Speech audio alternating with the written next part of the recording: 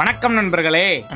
என்னடா இவன் திடீர்னு கொய்யாக்காவே அறுத்துட்டு இருக்கான் அப்படின்னு நினைக்காதீங்க. வேற ஒண்ணும் இல்ல, நம்ம ஊருக்கு வந்திருந்தோம் நண்பர்களே. அதனால கொய்யாக்கா நம்ம ரூம்மேட்ஸ் எல்லாம் கேட்டிருந்தாங்க. அதனால அறுத்துட்டு இருக்கேன். மாட்டிருக்கு நண்பர்கள், எல்லாம் பழுத்து போய் தொங்குதா. ஓரளவுக்கு காய் வேட்டை எடுத்துட்டு போனாதான் தாங்கும். அது ரொம்ப பழுத்து போயிருக்கு நண்பர்களே. அங்க பாருங்க எப்படி இருக்குன்ட்டு. எங்க பார்த்தாலும் பழுத்து தான் இருக்கு. அட்லீஸ்ட் காய் வேட்டை இருந்தா கூட பரவாயில்ல, எண்ணெய் வச்சோம்னா ஒரு 4 நாள் அப்படியே இருக்கும். பட் காய் வேட்டை இல்லாதனால ரொம்ப இப்படி கொலன்னு ஆகி போயிடும் நண்பர்களே. வேற ஒண்ணும் இல்ல. அதை அறுத்து முடிச்ச உடனே இந்த பக்கம் திரும்பினா வரும் முருங்கைக்காய் நண்பர்களே. முருங்கைக்காய் எண்ணெய் வச்சோம் சாம்பார் செஞ்சு அருமையா சாப்பிடலாம். ஒரு வாரத்துக்கு தேவையான முருங்காய் அறுக்க ஸ்டார்ட் பண்ணிட்டேன் நண்பர்களே. பாருங்க எப்படி தொங்குது பாத்தீங்களா. எல்லாம் முத்தி போயிருக்கு. ஒரு சிலது மட்டும் இலசா இருந்தது நண்பர்களே. பெங்களூர்ல எல்லாம் முருங்காய் வாங்கினா ரொம்ப கஷ்டம் நண்பர்களே. நான் 3 முருங்காய் தான் நண்பர்களே. ஆனா குட்டையா தான் இருக்கும். அதுவே 20 ரூபா சொல்லுவாங்க. நம்ம கிட்ட பாருங்க எவ்வளவு நீட்டா இருக்கு பாத்தீங்களா. அதுதான் முருங்காய். பாத்துக்கிடுங்க. ஒரு கத்தியை எடுத்துட்டு ஒரு வாரத்துக்கு நமக்கு தேவையான முருங்காய் எடுத்துட்டேன் நண்பர்களே. பாருங்க அறுத்து சும்மா அப்படியே கட் பண்ணி சும்மா அப்படியே கத்தியை கட்டி எத்தனை கிளம்பிட்ட நண்பர்களே. அப்புறமா கொய்யாக்கம் அறுத்துட்டு ஒரு டப்பா பாத்துக்கிடுங்க. டப்பரால போட்டு எடுத்து கவர்ல போறதுதான் பெரிய மேட்டர் இல்ல. இங்க எடுத்துட்டு போறதா நண்பர்களே பெரிய மேட்டர்.